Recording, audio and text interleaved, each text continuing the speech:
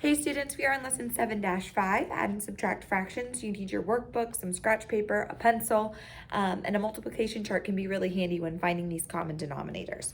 So here is our learning goal for today. I can add and subtract fractions. Please make sure you have your workbook open to page 285. We are going to go through our solve and share. I'm going to read it, give you a chance to solve it on your own, and then we'll talk through it together. Tyler and Dean ordered pizza. Tyler ate 1/2 of the pizza and Dean ate 1/3 of the pizza. How much of the pizza was eaten and how much is left over? Solve this problem any way you choose. So we've got a two-parter question here. They want to know how much total did they eat all together? Kind of a hint there. And then how much is left over at the end?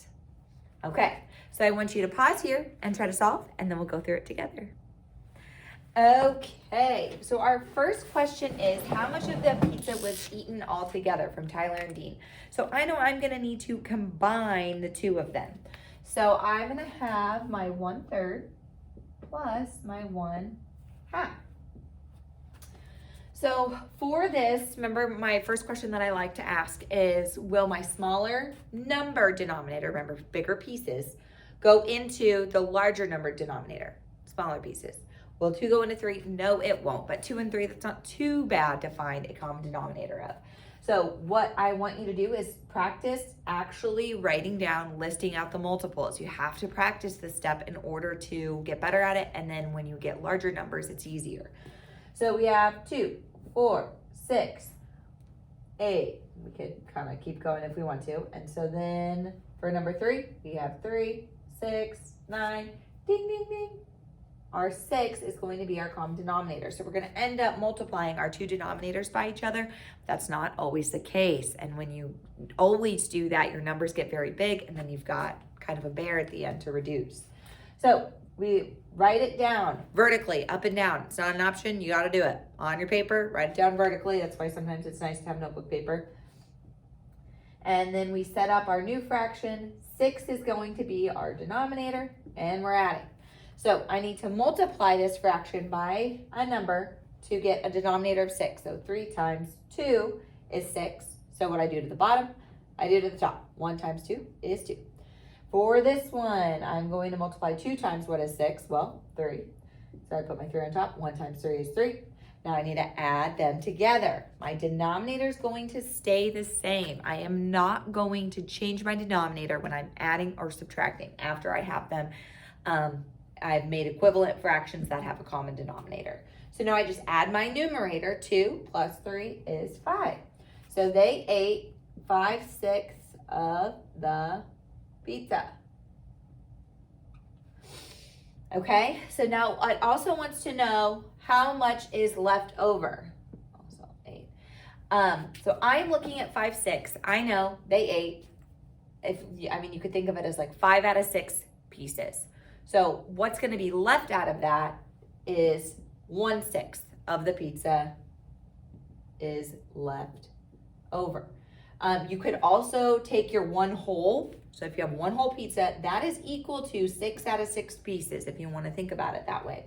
And we can subtract the 5/6 that we had, and then you still get the 1/6 left over, but you can kind of reason through that one, that second part of the problem.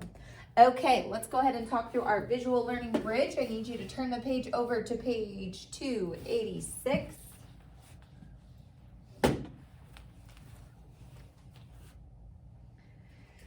Alrighty, so here's our essential question today. How can adding and subtracting fractions help you solve problems? Here is a little word problem we are going to talk through. Kayla had 9/10 gallon of paint. She painted the ceilings in her bedroom and bathroom. How much paint does she have left over after she painted the 2 ceilings? So she's got 2/3 of a gallon for her bedroom, 1/5 of a gallon for her bathroom. And so the first step of what we're gonna have to do is combine it all together. So she's starting total with 9/10 of a gallon. And so you could do 9/10, take away 2/3, take away 1/5. But I like to kind of add what I need to together first and then take it away from that total amount. So you are going to have 2/3 plus 1/5. And remember that first question I always ask, will my smaller number 3 go into my larger number 5? No, it won't. So then I need to do the sometimes challenging work of listing out the multiples. This is also a really great time to have your multiplication chart out because you can use those multiples there, and as you start to memorize it while you're at home, it'll get a little bit easier. So we have 3, 6, 9, 12, 15, and then 5, 10, 15. And you'll start to notice like when you know you found that number that matches up. And so we are gonna end up multiplying our two denominators again. It's not always the case. So I put my equal sign, I'm just gonna write over this. And 15 is our new denominator. So I have to make equivalent fractions. So for my 5 to get to 15, I know I'm gonna multiply by 3. What I do to the bottom, I do to the top. 1 times 3, 3. For 3 to get to 15, I have to multiply by 5. So what I do to the bottom, I do to the top. So 2 times 5 is 10. So now I need to combine this or add it together. Remember, my denominator when I'm adding and subtracting fractions is going to stay the same after we've found that equivalent fraction or common denominator. So 10 plus 3 gives me 13.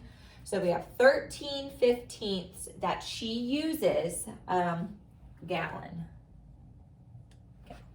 So my next step, it wants to know, look back at the question, how much paint does she have left over after painting the 2 ceilings? So she started with 9/10, she used 13/15, what is left over? So what do you think? Are we gonna add or subtract here? We're gonna subtract. So I need to take my 9/10 because that's how much she started with in the word problem, and I'm gonna take away 13/15. Okay, so I'm gonna start with that same question. You might get a little tired of hearing it, but I'm gonna keep using it. So will 10, my smaller number denominator, go into 15? No, it will not. So here's where I have to buckle up, do the challenging work that we can do, and list out the multiples of 10 and 15. So we have 10, 20, 30, 40. I like to list out 4 or 5, and then I can keep going if I need to. So for 15, we have 15. 30, oh, already done. So 30 is gonna be my common denominator. Now, if you would have multiplied 10 by 15, you would have had 150. So that is a lot larger number to work with. You'll have some reducing to do at the end when we have our least common multiple of 30. So I'm gonna put my little equal signs, and I do want you setting up your problems like this. And the new denominator is going to be 30. So now I need to create some equivalent fractions. 10 times what is 30? Well, 3. What I do to the bottom, I do to the top. 9 times 3 is 27. Okay? 15 times what is 30? 2. What I do to the bottom, I do to the top. 13 times 2 is 26. So I just doubled my 3, I doubled my 1. Or you can think, that's what I did. So now I have to subtract. Always double check what your symbol is, because especially when you get into the problems where you're adding and subtracting in the same lesson or on your test, if you don't double check your symbol, you might add and your work might be great and you might have the right answer for an addition problem, but it's not the right answer for the problem that you needed to do. I have seen it far too many times. Okay, so now we're gonna take our 27 and we're gonna subtract 26 to have 1, and then our denominator will stay the same. And we have our little label at the end. So she has 1/30 of a gallon left. Okay, let's go ahead and take a look at some practice problems.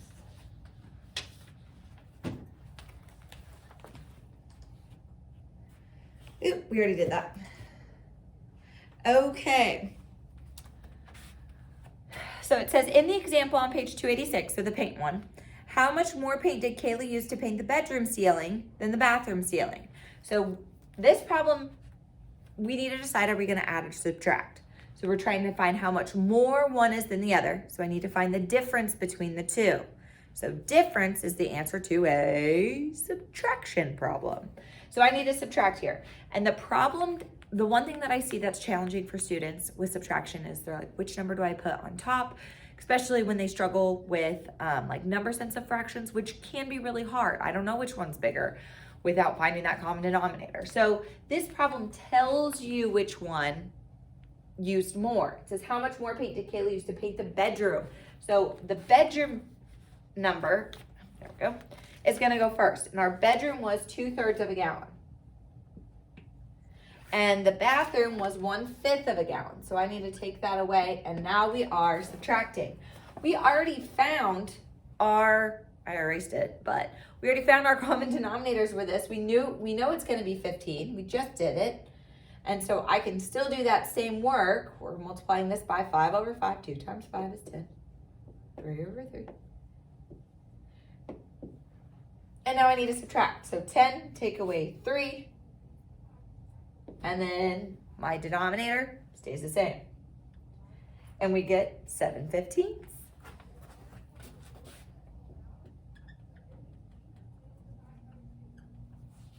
Okay.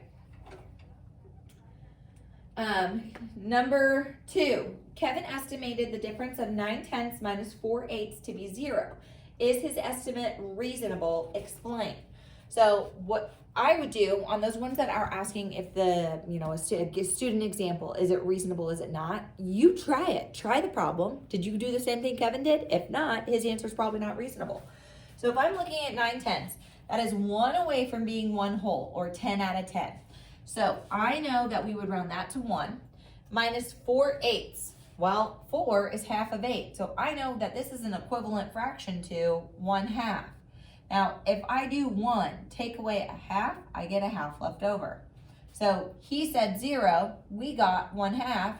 No, his answer is not reasonable because he should have rounded. I wonder if he rounded that to 1, 1 take away 1 is 0. He should have rounded 4/8 to a half. All right, we are gonna try 2 problems over here, and then I am gonna give you a couple to try on your own. We are gonna start with number 5. You'll notice that it's written horizontally. I do not want you to write it down horizontally. I want you to rewrite it vertically, up and down. Use that scratch paper if you don't have enough room in your book. That's why I told you to get it at the beginning of the lesson. Pause here and go get it if you don't have it. So I'm gonna rewrite this as my 7/8 minus 3/6. I want you to make sure you write that down right now. Please write this down, up and down. Okay, and let's work through it together. So I ask myself, will my smaller number denominator go into my larger number denominator? No, it will not. It's not one of those nice ones, bummer.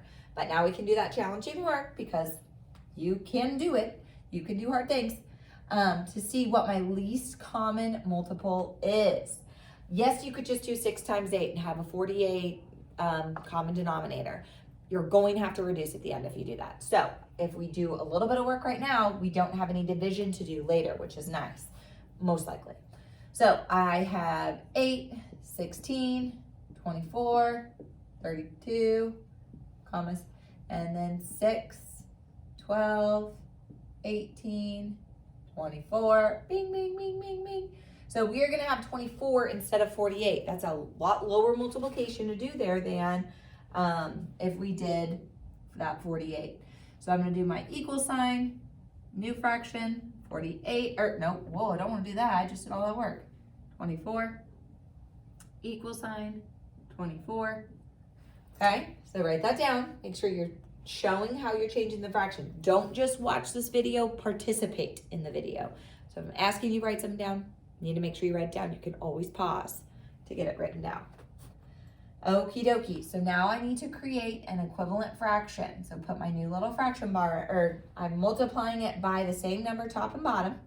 So 8 times what is 24? Well, this is 1, 2, 3. So I have 3 on the bottom, 3 on the top. 7 times 3 is 21. And so then now 6 times what is 24? So we have 1, 2, 3, 4. So if you list it out, this can help you multiple ways later. So we put our 4 on the bottom, so we multiply by 4 on the top. 3 times 4 is 12. Whoop. And I'm subtracting. Remember, our denominator is going to stay the same. So we keep our 24.